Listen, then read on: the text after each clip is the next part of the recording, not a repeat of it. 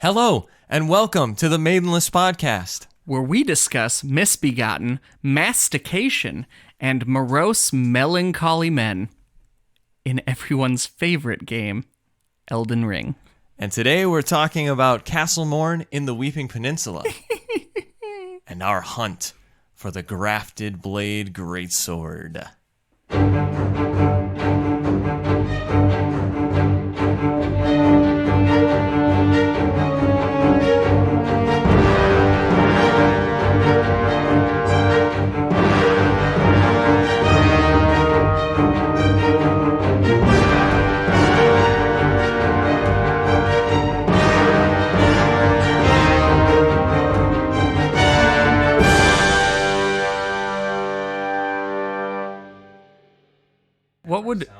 What would this is a stupid aside as well. What would an Elden Ring calendar look like?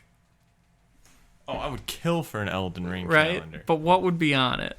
I don't think there's enough. There's enough bosses. There's enough bosses. I could see that. I don't think there's enough. Maybe you could do an NPC one.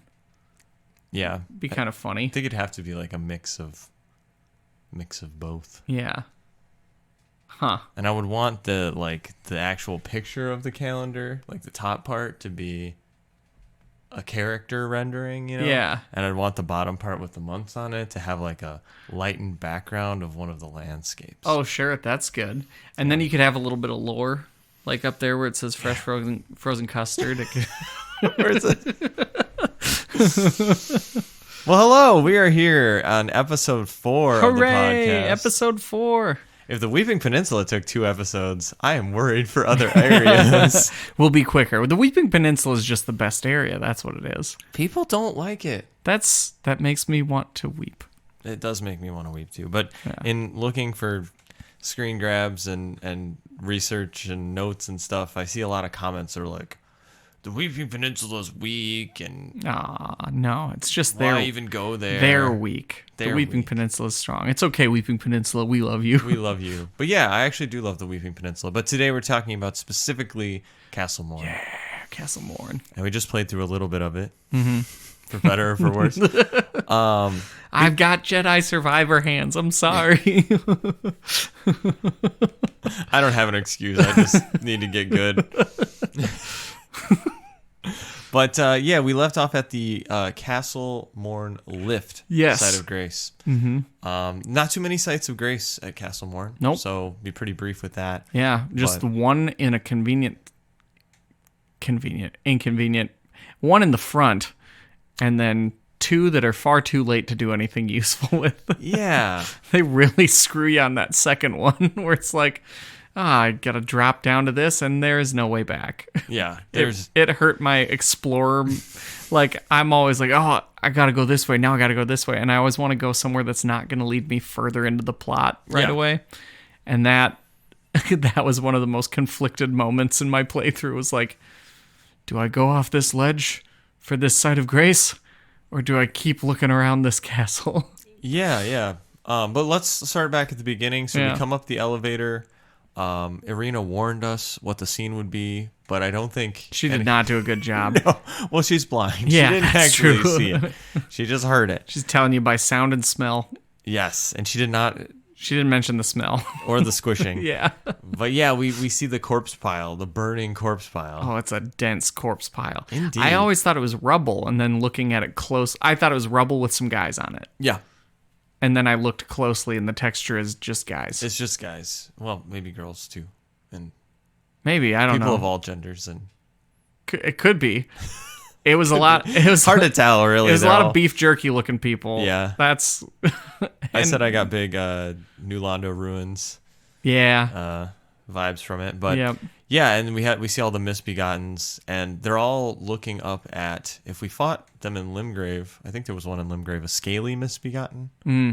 But there's one of those at the top with the big axe. Yeah, and he seems to be the leader, and all the little misbegottens are cheering. And a lot of burning and fire and stuff. So I think it's a pretty good combat encounter. I think it encourages you to use stealth, and I think it's also a way that they're kind of like hey, take a look at these enemy models before they start trying to hack your head off. It's kind of genius because it's like you've always got multiple paths through these places, right? You showed me that one that I didn't even realize. See, I would always go through and just kill everything. Mm-hmm. But they do have, like, you could go maybe, you didn't prove to me whether it was possible, but sort of stealthily up the right. Yeah. Right? But you can't go, you have to get into the enemies somewhere, because if you try to go stealthily to the left, they won't see you, but the dogs will see you. Yeah. If you try to create distance and get, like, a better vantage point, and you go up those little stairs immediately to your left, there's enemies back there too. Yeah. So it's like there's no actual safe place. And then when you finally get around them all, Pumpkinhead. Yeah. Like, you can't, Yeah, there's just a random Pumpkinhead out there. He's resting. Th's his deal? I mean, I don't know. I still am not 100% sure what their allegiance is. Yeah. Like, who they work for. They're in really random places, though. They're they're dispersed. There's the, like, one on a bridge in Limgrave, right? Yeah. And there's one guarding Selin. Yep, there's one guarding Selin. There's a lot of, like, basement ones, there's the dual ones that you fight. There's sometimes, like, way later in the game, there's, like, one leading a convoy of enemies, right? So I don't know what their allegiance is. I tend to think they're Golden Order. Okay. But not of their own accord. Yeah, they're out of their mind. Yeah. Right? I think they were just gladiators that they put to use as, like, berserkers on the battlefield. Interesting. Okay. And so, I think all the Colosseums were Godfrey's idea. Okay. So they're Seems like a Godfrey idea. Yeah, and I think the idea is that the Pumpkinhead is, they've seen so many horrors that they just put the thing over their head and point them in a certain direction. And I think the idea with having them in these random locations is that they just become too unruly to control, so they just leave them behind. Here's a weird little thought then. Yeah. Are they the same race as Godfrey? Because they're big like him, right? They're thick boys. I know they're gray, but that might be due to the undead nature of everything. I mean, could they be from the same area? If the Colosseums were his idea, would he not have wanted to bring in gladiators from his, Yeah, it's hard to tell where those guys come from, but it could be. They're big. They do the big smashy attacks. Well, and FromSoftware always loves to throw in enemies that are kind of twisted reflections of what you could have become. And I think those guys kind of serve as that. It's like, they got really good at combat and fighting, but to the point where they lost their mind, and so they have no goal or and that's what you could become. If you don't succeed in your task, you just. I think it's what the players become anyway, regardless of the story. Once they give up on the plot and just start PvP. Yep, that's the way. Well, cool. So we come across the Pumpkinhead. I think my problem with this area and encounters like this in the game is that I tend to find, like, one weak spot in the encounter, and I give myself a modicum of safety in defeating that weak spot. But then I don't really know where to go after that, and so I die a bunch, and then I just fall back into, like, for me it was the little left area where you could kill the dogs. I would kill those couple dogs, and then I just be like, okay, what's the plan? And then I died, like, several times. But every time I would come back and kill those dogs and sit on the area. Yeah, and go, you don't try the next. What's my move? Yeah. And I think what I've learned through playing this game is that you shouldn't do that. Yep. You should, if something fails, throw out the entire idea and try something completely different, because it might just work. Yep. And I found myself wasting a lot of time just sitting there and trying the same thing, or at least, like, the same starting idea of a plan. Yeah. And it just fails and fails and fails. And it's like, but I got this one foothold. And I'm so, I don't want to relinquish it. Yeah. I've found that, and it's weird because, every adult would tell me that video games are a waste of time.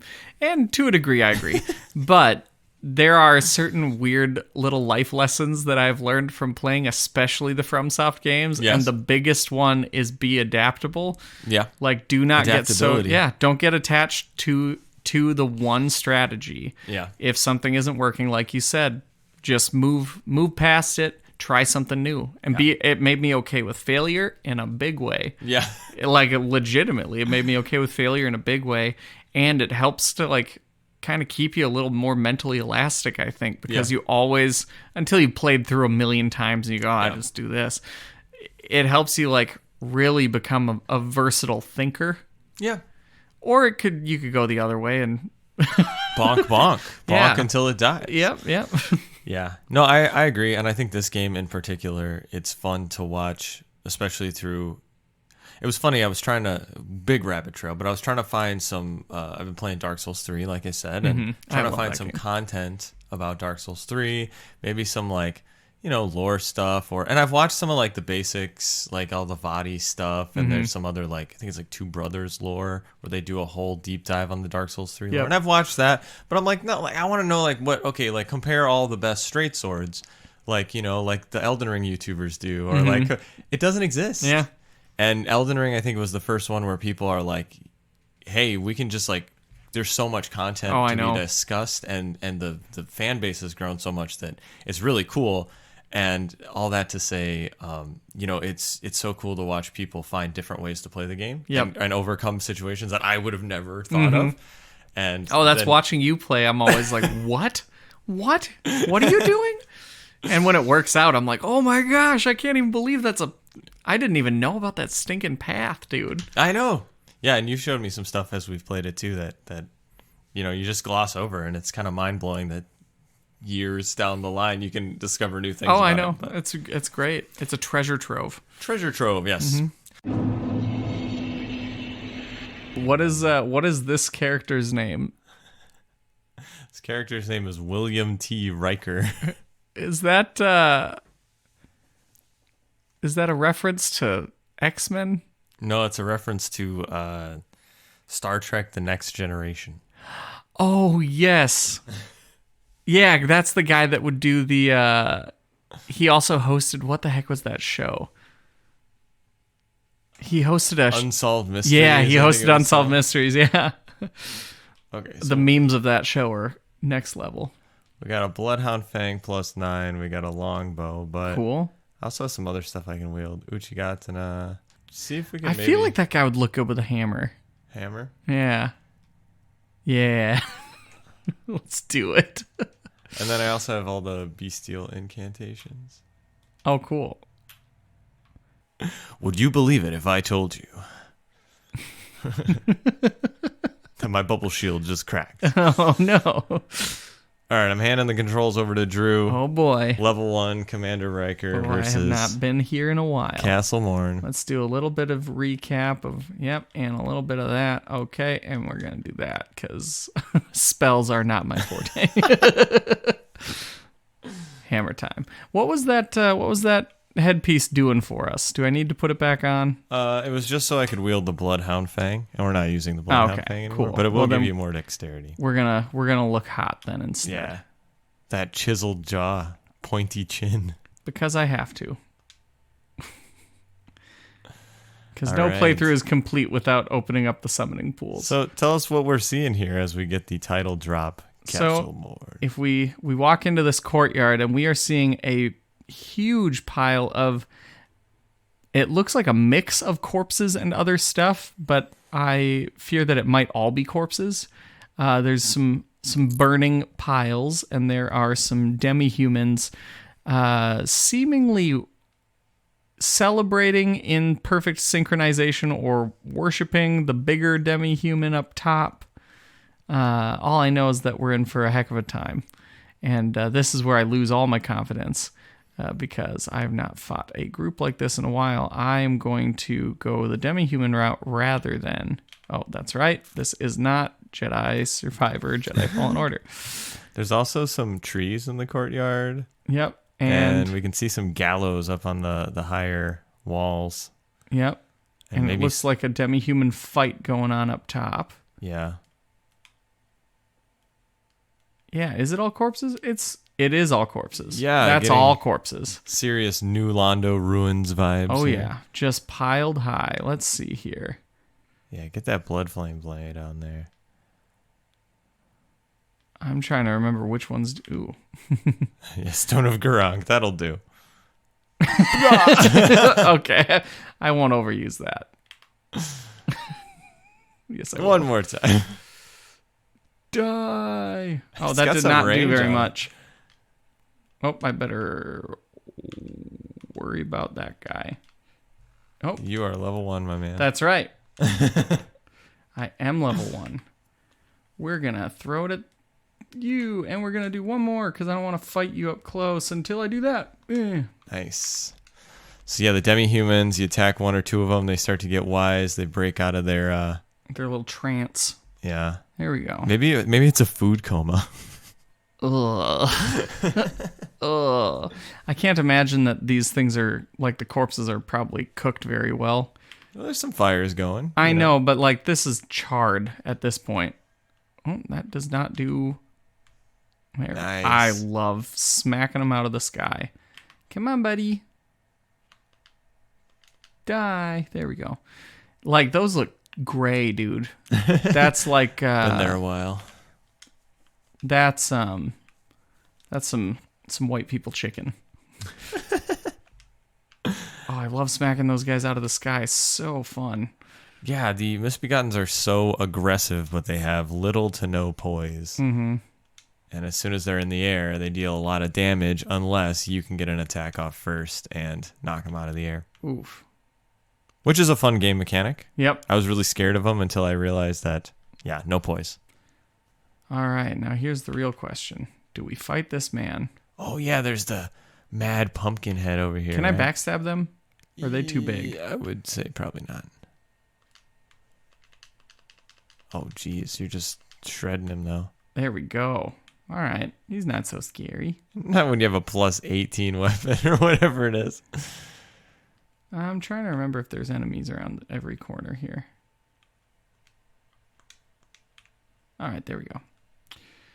Oh, the collector in me is trying to collect everything. All right, come on, buddy. So yeah, we could either kind of climb the corpse pile, and then there's a door there that leads us into the castle. Oh, really? Yep. In the corpse pile? How did I not ever find that? Yeah, that's my go-to. I always just go up the strat. side. Yep, you can run right up here. Oh, duh. And there's a little rampart with some stakes I had no idea. and a little door to get into the castle. Ooh, little door. Is there And anybody? a chest. What's in the chest? What's in the chest? I'm so sad that... Oh, Claymore. yeah. Okay, that is where you get the Claymore. Maybe you should fight some Misbegottens with the +0 claymore. Oh, but the hammer.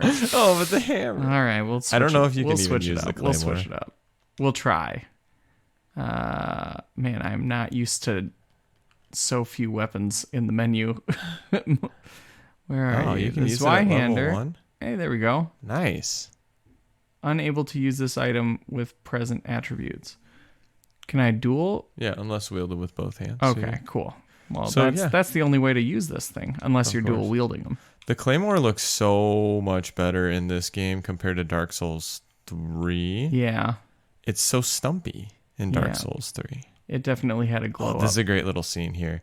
We see a Godric soldier kind of kneeling in front of two Misbegottens. One who's like, rah, rah, rah. And then the one guy just smashes his head. And they execute him. Oh, but the backstab from the Tarnished.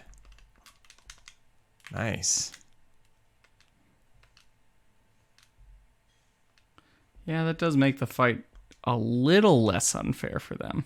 But the Claymore is still putting up numbers. I know, dang. It's such a good weapon. And dude, it makes your outfit look better even. Well, like look at- everything that you do looks good with that thing. Oh, yeah. We got the Sages set on right now. Yep.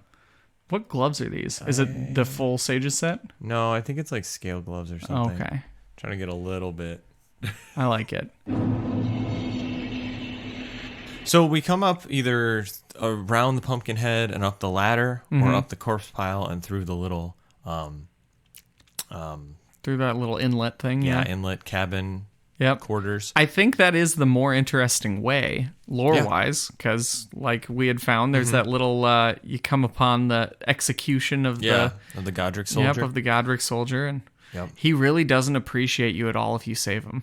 No, he will try to kill you. Yeah, it's a sad thing, but I wish that there was some element. I know that's a pipe dream, but I wish there was some element of like Loyalty. Loyalty, yeah. If like an enemy is like, oh, you saved me and you haven't killed me yet, thank you. Yeah. I'll let you slip by this one time versus, oh, you saved me, now I can kill you. You got to have a bewitching branch to really get your... Yeah, but that's only temporary. I wish you could make friends. Friends until death. Just have a Godric soldier follow you around until he gets... summons? Yeah, it's not the same. It's not the same. But yeah, we found the Claymore that way too, which is cool. And oh my gosh, is the Claymore overpowered in that area? Yeah. I mean, granted, we had a few buffs on, but we were doing like 300 for a weapon art. Yep. So yeah, really good. Great weapon. We've talked about Castle Morne and the Weeping Peninsula being instant gratification land, and another aspect of that. Yep. So I think the tops of the walls get a little bit confusing. They do, especially since there's some of them, like if you drop down, you can't go back, Yes. So you can, but you have to drop down, get all the way to the bottom, climb back up to the top to make it somewhere. Yeah. I don't think we'll get too deep into discussion on those. Suffice to say, there's a lot of Misbegottens. It also introduces the winged Misbegottens. Yes, with the bows and arrows. Yes, they shoot arrows at you. It's funny. That is one encounter. The ones on the bridge. That's the main encounter from Castle Morne that I think about. Yeah, is those two on the bridge, because I remember how hard that was to deal with the very first time. Yeah, and I think at that point I was using like a big weapon, and then I also had a shield as backup, and that was where I was like turtling basically through, like, all right, just got to deflect an inch closer and deflect an inch closer. But yeah, that was like one of the first real problems that I ran into, is that little bridge encounter. Yeah, it's a cool little encounter. There's one Misbegotten that just, as soon as you get up there, runs at you, and then I think there's another guy on the bridge who's doing the Urukai chant. And then the two, that will see you and start shooting the arrows at you. Yep. But yeah, it's cool. I think this is a good area where they're showcasing the NPCs, or not NPCs, but the enemies fighting each other. Yep. It's Godric soldiers versus the Misbegottens. Yep. Smackdown for the ages. That is always a pretty cool thing to me, when you like wind up in the middle of some other person's conflict. And it's a throwback here, but the PS2 game of The Hobbit. I don't know if you ever played that. Maybe? It's one of my happiest childhood memories. Is that the one where it's all like cartoony? Yeah, it's all cartoony. Yes, I played it for the GameCube. Yeah. Yep. So it was PS2, GameCube, and I think original Xbox as well. Definitely played that one. And there's so many fond memories I have of that game. There's so much exploration and stuff. It was a very linear game. Like once you exited a level, you couldn't go back. Yeah. But the end of that game, you're like trying to sneak through the Battle of the Five Armies, and that was the first video game where I was like, oh, like I'm enemies with everybody, but they don't care about me, they're just fighting each other. And so that always brings me like a little warm, like The Hobbit. Yeah. Even though I know it's a mechanic in other games before that, I'm sure. For sure. That's always what it makes me think of. But yeah, I think it's good. It encourages a break in the normal gameplay loop of enemies see you, chase you. Yep, they're all unified against you. Yeah, and it's cool to have scenarios where you can loop in other enemies and then kind of pick off the scraps, as we talked about. Yep. Yeah, good stuff. So yeah, there's either kind of two ways we can go, as we discovered. You either drop off a ledge that you can't jump back up on, and that'll take you down the backside of the castle, or you can kind of explore the tops of the ramparts. And encounter Edgar. Yep. Who is Irina's father. And what does he say? A bunch of racist stuff. True. Yeah.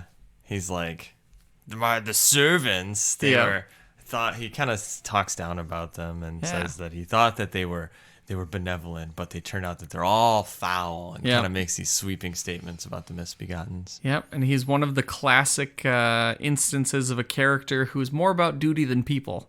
Yes. Much more about his honor than relationships or anything, because he is set to stick around there to defend this castle that is so obviously fallen. But he's like, no, I gotta stay. Captain goes down with the ship. And it's like, you don't have to. Well, and let's talk about his appearance too, because as you mentioned, he's in the Banished Knight set. Yep, the altered Banished Knight set. But Banished Knight set. Yep. And then his position. Did it look familiar at all to you? Like how he was sitting, his posture.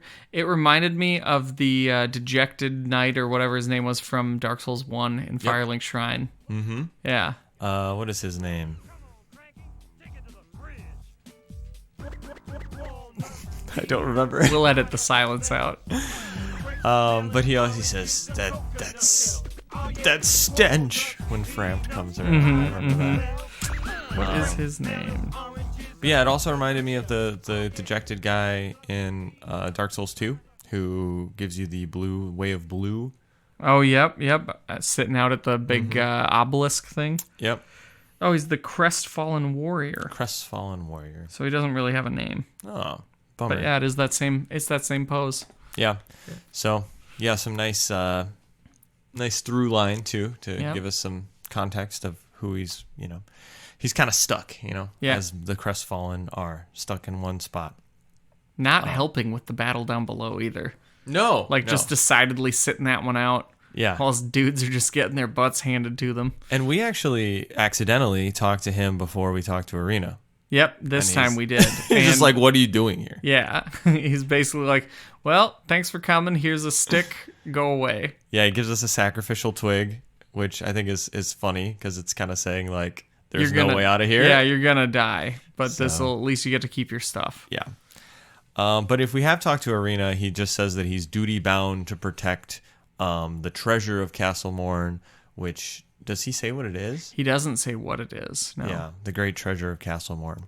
So it's kind of on us to, if we want to reunite this happy little family, we have to find the treasure of Castle Morne. Yeah. I always wished it was like treasure.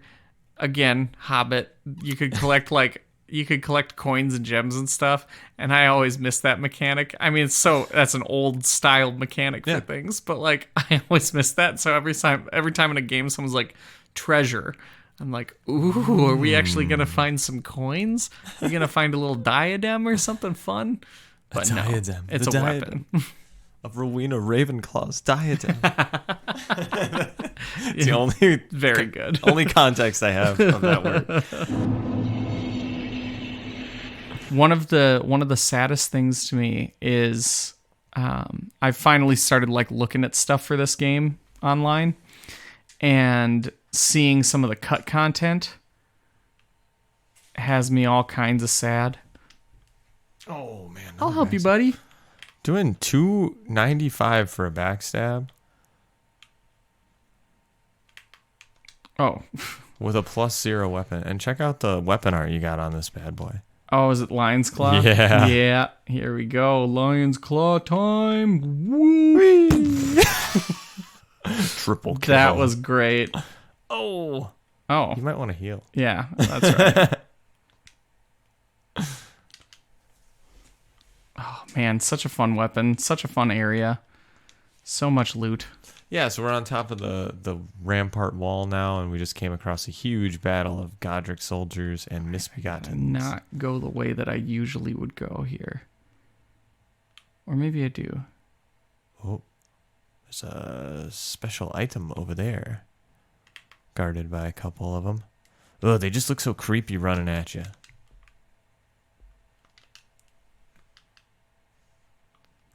Yeah, they definitely, like, anything with a janky run freaks me out. I don't know how my sneaking is. I love that you can walk straight into a guy, and if you're stealth and he hasn't seen you, it's like, what's bumping me? Nothing's bumping me. Oh, this is where you get that. Yeah, dude, the torch polearm thing. Yeah. That is a fun weapon. I mean, it's not real good, but it's pretty enjoyable. That's got some range on it. I know. That's so funny. Do I dare? Yeah, I was doing this level 1 build with pretty much only... Oh, crap. All right. Pretty much only the Morning Star and the Longbow. And it was really effective up until like the late mid game. And then went over to Bloodhound Fang and all the bestial incantations you can wield at level 1. So, nice little things to have. Did that guy fall off the cliff? The guy with the wings fell off the bridge? maybe. A lot of good your wings did you, buddy.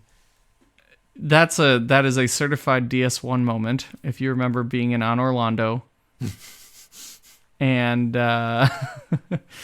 catching the hands of those demon things right before the giant blacksmith.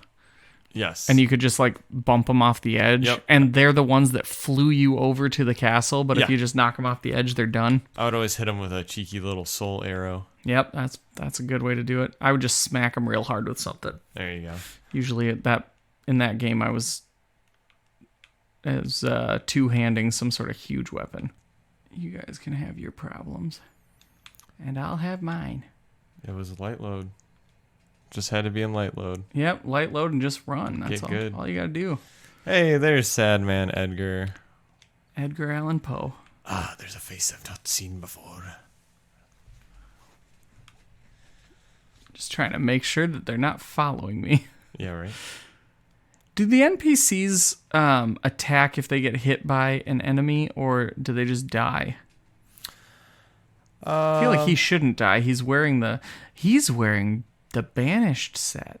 Yes. Ooh. There seems to be quite a bit of racism here, because he just like says that these creatures gave him good service, but they were foul through and through, and yeah, he doesn't. Hey, thanks for the stick, dude. He gives us a sacrificial twig. Away with you. Dawdling, that's fun. No, I want to tell you about your daughter. Have we spoken to the daughter in this playthrough? Oh, crap. Speed run back to the daughter! Woo! We go. I think we should probably just warp there, huh? Oh, yeah, I forgot you could do that. Whoopsie daisy. Whoop. And... Hey. Wow, no fall damage. That is crazy. All right, dog time. Let's re-up some stamina. Oh, no. That's right. You got a zigzag. I learned that in Game of Thrones, too. Yes, serpentine. Oh, wow. That didn't pay off at all. That should never have happened. No! I should have had confidence. Oh. The pro strat of sending the elevator back down. All right. Well, we found him. We found him. So now we go back. We talk to the girl. Then we go back. We talk to him again. Then we go back. We fight the lion guy. Then we go back. We talk to him again. Then we go back. No, so it's cool. We gotta now descend the back of the castle, which people want to take a dump on Dark Souls 2 about the impossible architecture. Come on, how are people accessing this? I suspect that it's like a door you can't go through in some room. Oh, that leads up to like a staircase, like a dark spiral staircase. That's what I imagine. Okay. I like to give give the benefit of the doubt a lot. I like to give Dark Souls 2 a lot of benefit of the doubt. It's a fun game. People just rag on it for no reason. But I think that there's just a way that you don't get to go. Because, right, there's like rooms and doors and stuff you don't get to go in anyway. Well, yeah, and maybe, they could explain it away with everyone barred the doors. But anyways, we descend. The first little bit of this is like platforming. Yep, it's just straight up platforming down little barren rock formations. I think there's a couple treasure scarab dung beetle guys. Yep, there are. And then there's multiple ways down. And this also always bugged me, was like, all right, I went down one way, but there's definitely items down the next way. Yes. There's like one room that you like drop into, it's full of slugs, and there's like items, but if you grab them, the slugs get on you and stuff. And there's a talisman, I believe it's like the Lance talisman. That could be. That we get from a tower back there. We encounter a ghost that implies that the misbegottens are eating the humans. He says that he doesn't want to be eaten. Oh, the the disgrace to be eaten by a misbegotten because apparently they're outside the Erd Tree's grace or something. Yeah, you don't want to be eaten not because you don't want to die, but because you're racist. Basically. Yeah.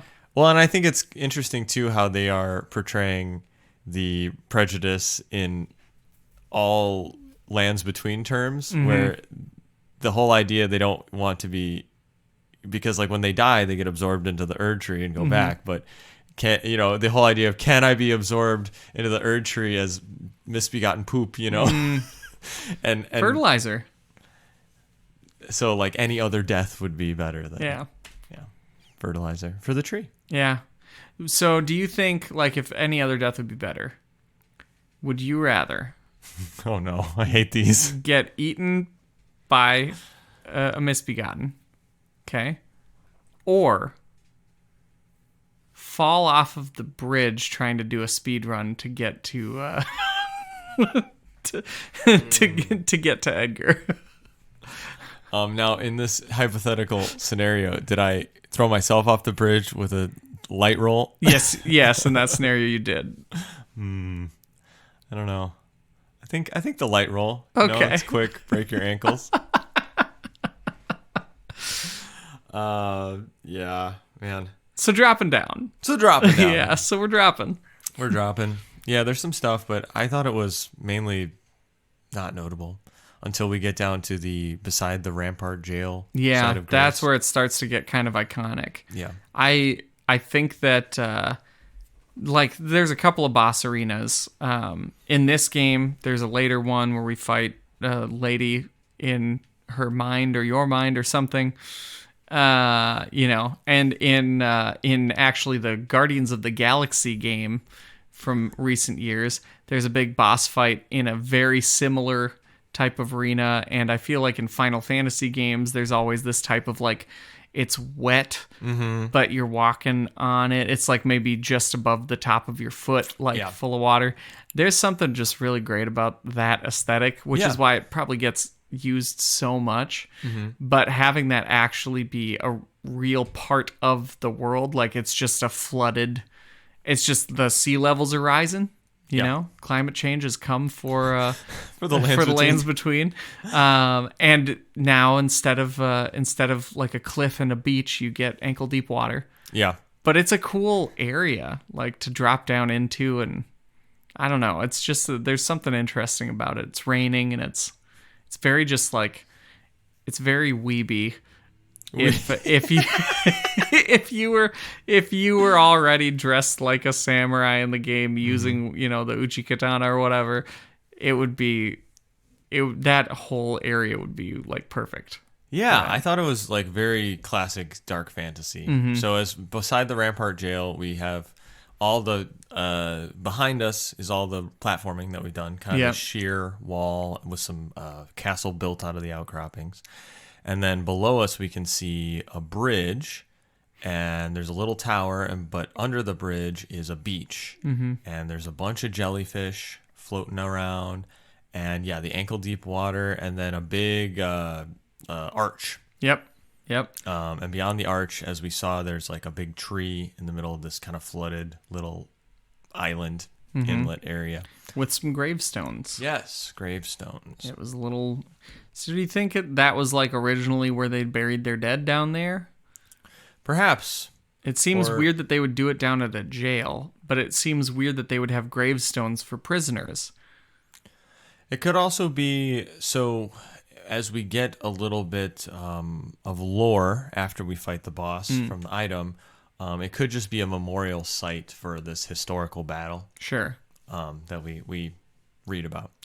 But so again, I think maybe there's a talisman on the little tower, or maybe some items around the area, but pretty much it's just the lead up. Not bothering with that tower after my first playthrough. I was like, I don't need the hassle. I just want to fight the enemy. I also didn't bother with the giant crab. There's a crab? There's a crab down there. Gosh. If you go, instead of going to the arch, if you turn around and follow the beach back around, there's a crab. I think I do remember that. Yep. Does it guard anything or give you anything? I think there's an item. I don't remember if the item is worth it. there's a big part of me that thinks it might have been a mushroom or something Arteria stupid. leaf. Yeah. But actually those are really handy later on. I always hate on the Arteria leaves. Yeah, those are great later on. But yeah, I don't remember it being very worth it because I never went back for it the second time. Yeah. But we have the boss of this area. Mm-hmm. Who is that? It is I don't know how you say it. It's the Lionin or Lin. I just call it Linen. The liminal space. Yeah. The lion-looking guy. I think it's Leonine Misbegotten. Yeah. Okay, that's fair. Leonine. Yeah. That I always thought it was the Leone Misbegotten. It's the Leona Lewis Misbegotten. Keep bleeding, keep bleeding, love. Hopefully we don't get a strike for that, but yeah, it's a fun fight, dude. Like that arena that it's in is just so stylized and awesome. Also, lots of tripping hazards. Stinking. You got the boss down within a sliver. Yep. And got tripped on a gravestone. I was like, get me off of this stinking thing. He backed me into a corner. Spelled the end for you. Yep. And I had said that the boss is very scary. He's got the red eyes. Yeah, he's the first one of these guys that you encounter, right? I believe so. Yeah. And he does look like a lion. Yeah. But he's got the kind of misbegotten wide features mouth and all that stuff, and it kind of looks like different animal parts sewn together. Yeah. But he wields a big iron greatsword. Mm-hmm. And he's fast with it. Very fast. Lots of gap closers. Lots of kind of the circular Artorias style get around you moves. Lots of jump attacks too. Mm-hmm. Area of effect is annoying. Yeah, he does have a roar too that I think buffs him. It does buff him. Yeah, it gives him more damage. But yeah, I actually struggled with this guy quite a bit my first time because I did not get the gimmick of.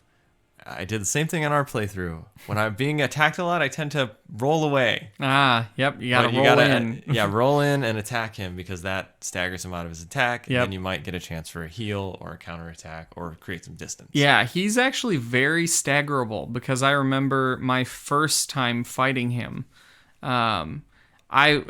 I've mentioned before in previous episodes how I always get that lonely, scared feeling in this game, and I just want to have a friend. Yeah. And so when I got my dogs, I would just bring them with me to everything. Mm-hmm. And so I brought the dogs into the fight the first time, and they stun locked him, and I just killed him. Yeah. And I was like, oh. But if you're using a big weapon, you can interrupt his attacks. Oh yeah. A lot of the time, you can't interrupt the roar. No. And you can't interrupt the like dive attack that he does, but you can interrupt like a lot of his regular attacks with a big weapon. Definitely. Or dogs. And I think that they do a nice job of. There's always an attack. They do a nice job of balancing the bosses that have this poise weakness with giving them a couple hyper armor attacks. Yep. That you have to be on the lookout for. Yep. You gotta watch. Yeah. This is one of the drawbacks, I think, to Jedi Survivor. Yeah. Is that when they, because there's like enemies with different poise levels and stuff, and when they're going to do a like uninterruptible attack, they flash red real quick. Oh. And I'm like, that seems outdated to me in a big way, where it's like, well, I mean, most players that are playing this already have the Dark Souls skills of like, I can deduce between animations like what's gonna happen. Well, I think that's you can't turn it off either. It's so sad. Well, and that's the thing is, it's like you should make your animations clear enough that I should be able to differentiate between all the attacks. See, I'm in the other camp. You should make it even harder for us to actually play this game successly. Come on, FromSoft, we're men and women and everybody else. Like for you. Yeah, that Melania is an exception. Yeah, my God. Now, if every enemy was like that, then she wouldn't even be special, right? That's true. Yeah. I've seen a couple playthroughs where every enemy is Melania. Oh, yeah, I've seen some of those mods. Oh, yeah. But, yeah, so Leonine Misbegotten, we defeat him. Yep. And what do we get? Well, if you're me, you get a really strong sense of melancholy and a desire to stand at the edge of the water and stare off into the distance for about 20 minutes. get to read a lot of notes that say, "Why is it always sadness?" Yep. Or try jumping. Shortcut ahead. Yep. But otherwise, you get the great sword of great swords. It's basically a sword made out of swords. It's George R. R. Martin saying, "I wrote this, damn it." Yep. It is the grafted blade greatsword. Yep. The grafted blade. Yeah, and I think it might be the first colossal sword that we have easy access to. Yeah, because Zweihander takes a while to get, doesn't it? No, you can buy that from that. Oh yeah, you can buy and that's a colossal weapon, I think. I think it is too. Yep. Yeah, you're right. So, but it doesn't look like it's a colossal weapon. No. But we could theoretically power stance your colossal greatswords at this point. Yep, that's true. If you had enough stats. Yeah, but it is a greatsword that is made out of a bunch of other smaller swords, basically, and looks very jagged and rusty and kind of rough around the edges. Kind of sweet, though. Yeah, it looks cool. It's requires 40 strength and 14 dexterity to wield. It's nothing. And it's call me back when it requires 80 strength. And its weapon art is Oath of Vengeance. This item's weapon, or this item's description says, let's try that again. Yep. The description of the colossal sword, the grafted blade greatsword, is the storied sword of Castle Morne, a revenger's weapon. It is burdened with oceans of anger and regret. Ooh. It is one of the legendary armaments. A lone surviving champion from a country now vanished was so determined to continue fighting that he claimed the swords of an entire clan of warriors. So, what he's saying is that it came from a land full of blonde people and dragons, and that they claimed it from the warriors of the people that they conquered to make themselves look BA. Is that what they're saying? Yeah, I think it's probably a pretty overt reference to Game of Thrones. Yeah. Or, now here's how I choose to read it, especially in light of recent game releases. Okay. The land that they came from was Hyrule. And the warrior is Link from the new, whatever it's called, Breath of the Wild 2 Tears of the Kingdom, because you can graft weapons together in that game. So this is Link finally snapped. Killed everybody. Put all their swords together. Came over from here. And that it's a direct line from Link to Edgar. He's blonde, isn't he? I think he is, yeah. Yeah. We could, yeah. Yeah. This is a lot of references in this area. Oh, I know. That's what makes it so masterful. This is what all of you people that hate the Weeping Peninsula are missing out on. Yes. It connects all the lore. All games. All games. All games. In a singularity. I'm sure if we looked hard enough, we could find some Pac-Man. I'm sure of it. So we're now behind the castle. We kind of missed the area where we could go talk to Arena's papa. I am so sorry about that. That's fine. I got it into my head that we were speedrunning for a second. No. That's fine. It's okay. We can talk to him later. We can talk to him later. Actually, it's probably best if we go down here and get the thing that he needs. Yep. The stone sword key. I think there is some additional dialogue we can unlock if we do a couple extra trips. I remember when I first did this, I talked to Edgar, Arena's dad, and he said he's got to stay and guard the sword. And then I think I went back to her and told her that, and she gave me some extra dialogue. And then I went back to him and did what we were gonna do, and then death. But I think Classic we're gonna just kind of speed run it and go get the sword that he's looking for. Dude, I love that stab animation. Look at this. Poke. Oh, it's so good. From the other side. Oh, goodness. Claymore supremacy. I kind of expected it to be more challenging if you use the claymore, but I forget we're in like a level 1 area. Oh, crap. That's right. These things don't... Hey, here's a question. Why didn't I rest at that bonfire before? Huh? I don't know. What was I thinking? We're going down. Boop. So we descend even further into the fog. And check out to your left there. We can see a big tree off in the distance and an island. And my goodness, if that doesn't look like a boss arena. Oh, I know. Good thing we know better. Come on. Oh, no. No, come here. I need you. Don't go off the edge. Don't be an exploding one. There we go. Man, they nerfed fall damage so hard in this game. Oh, I know. Playing through the other Dark Souls games, I feel like they have to, though, in this one. Because, like, it's such a... The platforming part is so much more important now. You know? Of course, yeah. I do miss the kind of primitive platforming of the old games, though. Just not being able to do anything well and having to just... Okay, that's just a barrel.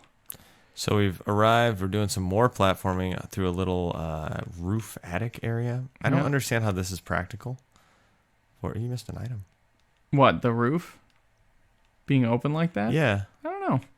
Could be there used to be a structure above it. But it seemed like it would just rot and decay. I'm there's trying some to rats. remember. Okay. No. Stop with the animations. Oh, man. Let me out. Dropped into the jail, it looks like. And I'm going to say, because I haven't tooted my own horn too much yet, but that was a good move that I just had right there. And I'm not afraid to be the one to say it. Get back to full health. You got ritual, sword, and shield. Oh, sorry. I didn't know. You didn't tell me, man. Well, I said it was level 1. What talismans did you think I was running? At level 1, I don't know how many talismans I was actually using. Well, this is, I've pretty much beaten the game with this guy. I'm just stuck on the Godskin duo. Oh, yep. So he has everything. All right, let's look here. It's the most OP. I'm not going to go all the way across. Wait, there's a bonfire that I missed, isn't there? Yeah. Where is that? It's right over here. Hey, and I'll rest at this one. What was this one called? Beside the Rampart Jail, I believe. Let's look. Yeah, hey, dude, your memory's good. It's almost like you've been playing this game and only this game for 2 years. Not quite.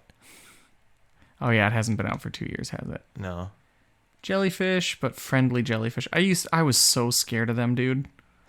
Yeah. I was like, oh, crap, what are we getting into here? But they're pretty friendly. Now, this is going to be interesting because I don't know that I've fought this guy with a level 1 weapon. Would it be cheap to go back to the hammer? No, I think you should try it with the claymore. Okay. So we're approaching the fog gate. All right. You saw that big tree area. We're going to try. All right, here we go. See him off in the distance, the Leonine Misbegotten. And, that was a little short. Woo. Nice. Oh, good. His poise is not good. He has no poise. I also don't have that good a poise, though. Yeah. Nice. Oh, my gosh, Lion's Claw. That does some stuff, man. Oh, that's right. I have to dodge. Do have to dodge. All right, come on, buddy. I'm glad I can interrupt him. Yeah. Once. I can interrupt him once. All right, this is how we're going to play it. Doing well. We got him to half health already. I'm trying to remember if he has like a phase 2. Whew. Oh, dang it. Spin to win. I forgot that it's a double. Oh, he lost his red eyes. That's weird. What do the red eyes even do? Oh, jeez. Oh, my gosh. Woo! The red eyes in... Oh, here we go. Red eyes again. Maybe it just indicates his buff. Okay. He does seem rather buff, doesn't he? Line clap. Nice. Interrupting his attacks. Saving some stamina to dodge away. Nice little poke. Oh, boy. Should I finish with style? Yeah, finish with style. Oh! Never mind. I mean, survive first. Should I get finished with style? Yeah. Oh! A sliver of health. I was caught on a gravestone. A sliver. The irony. The irony. And that, friends, is Elden Ring. That's how this game goes. He was just running. I don't know where he was going. He was just running. I know. He was trying to see if that opened up the fog door.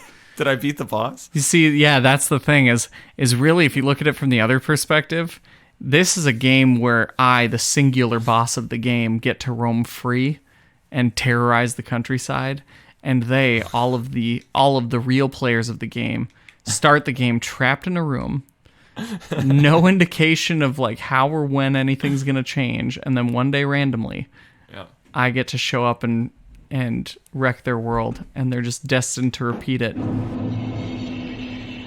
Anyway.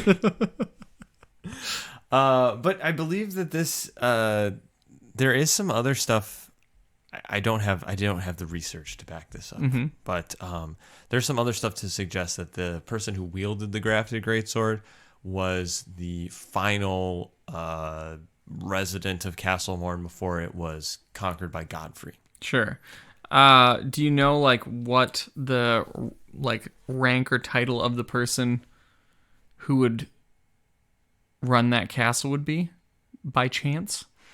Because it's not a king, right? Yeah, I don't know. Because it's not like that big of a castle. It's more of a fort than a castle. Lord, maybe. Lord of the castle? Or like... Yeah, I'm trying to think of like what's hovering around. Like Count? Is that that's a thing, yeah, right? Count. So when that guy died, it was the final countdown. You gotta hit me with these. This is what I'm trying to look up. Laura takes my brain a second. Sorry. It's okay. It's all right. That means that it takes place in Europe. Yeah, I don't know. I'm just gonna play the Knuckles song under this Pumpkin Hill. Yeah, I can't find anything to back up what I'm saying about that, but I saw some. I think it was Vati's video about about the Weaving Peninsula. He talks about a lot of the stuff, so go check that out if you haven't seen it. It's good. Yeah, I haven't watched any of his videos on Elden Ring yet. Oh, I'm still like, I'm now like lifting my own embargo on spoiler stuff. So yeah, I actually have to say I love me some Vati, but this for Elden Ring, I would go Smotown over Vati. Interesting. Sorry, Vati, but yeah, Smotown is really good. It's all right. It's all right. And it's also like, oh my gosh, talk about having the item descriptions for every point. There's items descriptions galore. So yeah, I love those guys. But what bothers me is that the Leonine Misbegotten does not actually wield the grafted blade greatsword. Yeah. Like, why wouldn't he? He's got 40 strength. Maybe. Do we know the stats on that thing? I assume. If he wielded it two-handed, I'm sure he could do it. But yeah, probably. Later we see another Leonine Misbegotten way later in the game that's wielding another one of the legendary armaments. And they actually have it modeled for his character. Which armament? It is the Golden Order greatsword. Oh, yeah, that's right. Yeah. So why didn't they do it cave, here? Right? Yep. Man, yeah, I don't know. It stinks. I would have loved to see that thing in Is action. it maybe that it was down there looking for it and hadn't found it yet, or just found it right when you found him, or? I guess, but I think that's kind of weak. Yeah, like, I know. This is instant gratification land. We deserve to see that sword. That's true. Chop our heads off. Maybe in the DLC. Maybe they'll fix it. But anyways, if we get the blade, we then go back to Edgar, and he's like, oh my gosh, where'd you get that? And yeah, he seems like he's really happy. He's like, man, we can go off and me and Arena can live together. And I think he says, like, he just prays that this experience hasn't, like, tainted her sweet and affable nature or something like that. Yeah, so we kind of golden think... opportunity to say wish it hadn't tarnished it, but take that again. Yep. I think he says something like he hopes that this experience hasn't tarnished Irina's gentle nature. One take out. Yep. But yeah, so it kind of seems like things are going to work out for those guys. Yeah. Maybe. And then you just never talk to anybody in the game ever again. You go, happy endings all around. And that was Elden Ring, guys. Thanks for tuning in. Yep. But alas, not so. No. What happens when we go back to check up on Irina, see if her and her dad got to hug it out? They're sort of hugging, right? Is he holding their body? Something like that, yeah. He's pretty upset. She's not that upset because she's dead. Yeah, she's dead. Somebody came and killed her. There's a big misbegotten cleaver stuck in the ground. Yep. Almost comically like it's a red herring. Yeah. Like, I'll leave this, like, what does old Ben say in Star Wars? Sand raiders, sand people always travel in a straight line to hide their numbers. These tracks are side by side. Yep. Yeah. And then misattributes the accuracy of stormtroopers. Yeah. Far too accurate. But yeah, it does seem a little bit conspicuous. But yeah, big side note on that Star Wars thing, because I'm a real big Star Wars fan. One of my favorite plot holes ever established in Star Wars is that quote from Obi-Wan Kenobi. Yeah. You know, saying these are blaster marks are too accurate for, you know. Sand people. Yeah. Only stormtroopers can Yep, shoot. exactly. Then you spend the entire rest of that trilogy watching the stormtroopers miss the heroes, except for one of them hits Leia in the arm one time. Yes. In Return of the Jedi. And then we got the prequels after that. And in episode 1 of the prequels, there is a sequence where Tusken Raider snipers are sniping pod racers in a canyon. These pod racers are going the fastest. They're like going like 1,000 miles an hour. It's so fast, and they're just perfectly a like little bit. Yep. It's incredible. Anyways, Edgar is on the ground on all fours, sobbing. Irina's dead. There's a big cleaver in the ground suggesting that a misbegotten did it. I like if you, before Edgar comes up there, if you go and interact with her corpse, it just says, already dead. Mm-hmm. But he just swears revenge. He's like, I'm going to kill them all, these misbegottens. Just further embedding his racism toward them. Yeah, so pretty sad. He seems kind of inconsolable and doesn't really acknowledge us too much. Seems kind of wrapped up in and that's probably all right, because he's so rage-filled that you'd think if he knew we were there, he'd probably try to kill us. Yeah. But that's pretty much the Castle Morne. I mean, can you think of any other things that we missed? Not really too much that we missed. However, I would like to visit or revisit the cleaver and who killed Irina. Yeah. Because, yes, it could have maybe been a misbegotten. And you're right, the cleaver is kind of comically there. Yeah. But who else uses other enemies' weapons? I mean, we do. Tarnished do. Yep, Tarnished do. Yep. And there is a race to the Erd tree, basically. Yeah. That all the Tarnished are going on, right? And there are certain little, like, side quests and things that the Tarnished do, like, head towards in order to maybe, like, pad their chance of being the one that gets there first, right? They're making alliances. They're wheeling and dealing. Exactly. Yeah. So, my question to you is, are there any Tarnished NPCs that you could think of that have motivation to kill Irina? Is there anybody that could have been trying to gain a legendary armament, perhaps, that interrogated her, tried to get her to betray her dad, you know? I tend to see, I mean, I think Irina fits all of the qualities of a classic FromSoftware maiden. Yep. And we later find out, and spoilers, we later find out that there are no spoilers on cracked pot theories. No. That to become a knight of a certain dynasty, we require the blood of a maiden. Right. And there is a certain bloody finger who wields a huge cleaver. Mm-hmm. So, yeah, I'm speaking, of course, of Anastasia, Tarnished Eater, who invades us several times throughout the course of the game. Yep. There's also, though, I think, possibility to link it to other people, too. Yeah. Because say that, okay, so she's got a blindfold on. Yeah. We never established, is it because she's just blind and so she's wearing a blindfold, or is it because she has no eyes? Because there's certain pathways to go down that require some grapes, right? Yeah, and I think once we get on to our next location in the next episode, we're going to start to discuss someone who has some striking similarities to Arena. Yep.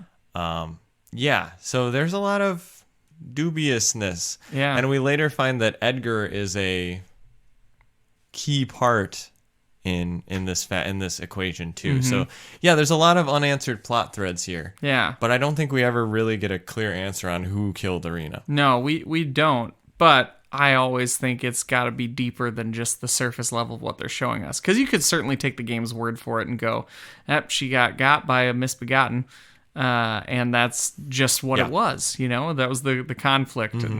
But there's also so much more nefarious stuff going on behind the scenes with some of the characters. Well, and two, this is like a 40, 50 hour game. And for these characters to just tap out in the first two is there's got to be something deeper going on here with these two. So yeah, the other thing I think is interesting too is that we see Edgar kind of follow in his ancestors' footsteps too, and the whole idea of like bloodline and dynasty is very weird in these games, I think, because especially blood dynasties. Indeed. But yeah, I mean, that to my point exactly, that it doesn't seem like to be an heir of somebody or something you necessarily have to be born of them or related to them. It's oftentimes there's like this spiritual connection to certain people and certain locations. And we see with the grafted greatsword, it tells us like about the guy who was motivated by revenge. And I believe the story that Vati paints through several item descriptions is that the revenge was because Godric killed all of his people to take the castle. And so he went crazy with revenge and killed a bunch of Godric's family as revenge, and then Godric came down and I keep saying Godric. Godfrey came down and smote him and took the castle for himself. So I think the idea, and this could be completely off base, but I think the idea is that he killed Godric's clan, Godfrey's clan, to make the grafted greatsword. Interesting. And then Edgar is stepping into this revenger role. Yeah. That makes sense. Just because of his, I think, like spiritual connection to Castle Morne, even though he's not maybe related to that lone champion from back in the day. Yeah. So. Not by blood, but by ideals. Yeah. Yep. And by kind of, I think also like the idea in these games that like certain areas have like this inborn history of the past, and like history is going to repeat itself in this area the same way it did. And it's kind of an area has an intrinsic pull to like, the idea of like Ulasil, and it's like, it's always going to get infected with the dark. We saw in Dark Souls 3, the allegory for Ulasil is all covered in swamp, and there's a basilisk spraying curse on you and stuff. So it's kind of interesting that essentially the game is like the worst possible version of Groundhog Day for everybody. Yeah. And that the whole time is a flat circle. Yep. It's a cycle that everybody seems to be trying to escape for their own reasons. Yeah. And that's, I guess, what like it always confused me a little bit when I first started playing FromSoft games. The end of the game, it'd be like, oh, the good ending is accomplishing the mission that I set out to do. But in reality, the good ending is breaking free of that cycle. and it always looks darker, you know. But it does kind of set everybody in kind of a interesting poetic all together. We're just all trying to break free of the cycle, and it's watching some people succeed and some people fail. Indeed. And it's tragic no matter which way they go. Like the ones that succeed tragically, and the ones that fail tragically. Yeah. I think it's cool that we'll see in this game, you know, as we're wrapping up here, final thoughts. I think it's cool that we're going to see much more, as I said in previous episodes, much more specific stories being told that have, I think, a lot more layers to them than in previous Souls games. Yeah. You know, I tend to think of, like, everyone loves Siegmeyer from Dark Souls 1. And his story is very simple. He's just a person who craves adventure but is not super capable. And you're enabling him to do more riskier and riskier things seems to fulfill his goal and your goal, but in the end you're just leading him down a path of destruction because he was never capable of being an adventurer. Yep. He just had you to hold his hand the whole time. And that's a very simple concept. I think anybody can look at that and understand the story and get the story beats from what they present to you. But I think with Elden Ring, with the influence of George R.R. Martin, we're going to see these stories become a little bit more involved and personal and emotional and reactionary, rather than just here's this like fable kind of ideal, you know. I think there's still a fable nature to them, though. Yeah. You know, there's still that simple, what is the point of this story? But yes, George R. R. Martin does seem to like to dress all that up and a lot more complexity and in many cases incest as well. Well, I think too he has a good he brings a nice sense of humanity to the characters, where I think Dark Souls characters can be a little, thou art not seekething the fire. You know, it's very like austere and sterile. Oh yeah. In some cases. Yeah. And I think the Elden Ring characters are showing a lot more like humanity and just having like Marika's whole thing, breaking the Elden Ring. Why did she do it? It doesn't make any sense for her to do it. So there's got to be some deep personal motivation there because, you know, it's not like Gwyn, like, I must preserve my kingdom or die trying. Yep. It's like, no, everything was fine. Everything seemed to be good. Why did you do this? Yep. I like also that it's not ours to know. Yeah. You know, like, yeah, it would be great to know. But really, like, what does it matter when it's all screwed up? Yeah. You know, it's going to be screwed up whether you know what it is or not. And you just got to go do what you can to try to fix it. And we see through Rajier, as we'll see later, sometimes knowing too much is not a good thing. But very much that's a story for another day. My final thought? Yes. Before we started recording, I had mentioned there was the rumor of an anime for Dark Souls coming out, whatever.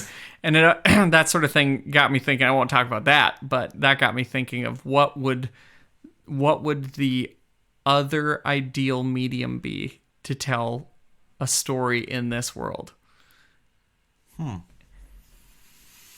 I don't think anime would do it, even though it'd be fun probably. But you'd have to have the exact right studio making it, and that's such a hard ask. Well, I've had my heart broken with Berserk again and again, so yeah. Yep, and I think even like graphic novels and mangas and stuff aren't going to necessarily cut it. What I would actually love is just an honest to goodness Elden Ring book. Oh, I would read an Elden Ring book. I would read an Elden Ring book too. Novelization. Yep. Yeah, I feel like that'd be great. It'd be better than a show. It'd be better than a movie. A movie's not going to do it. A movie's maybe the worst possible thing. But George R. R. Martin should not do it. Yes. Let somebody else do it, George. Exactly. Finish your other projects. Yeah, let someone that can actually finish a book. Yeah, Elden Ring book would be awesome. Wouldn't that be great? Yeah, and I think of it like you had pointed out earlier with HBO series ideas, like follow one character. Yeah. Just from maybe even their birth. Like Just see. I mean, I love a story that throws you right into the mix of it too. Yeah. But it would just be really cool to see, because it's fun to speculate on a lot of these characters' stories. It would be cool to actually get one fully fleshed out like plot line in there. Yeah. And, get to dive into the thought processes and motivations of the actual characters. But that's my last thought. Well, and I think too, on that, to that point, we're so close to seeing some of these characters interact. Like, again, big spoilers, but like the way Morgoth talks about the thrones and the characters, it's like, oh, we're so close to just seeing them have a conversation and seeing how they treat each other and what the sibling dynamic is, but they won't show it to us. Yeah. That's okay. We got moving lips this game, so we're getting closer. Yeah. Well, thank you for joining us. That's all we have to say about the Castle Morne. I think we're headed north after this because we have reached the bottom of the world. Yep. Can only go up from here. Yeah, literally only up. It's just that you just keep going and going and going and going. Head north. Yep.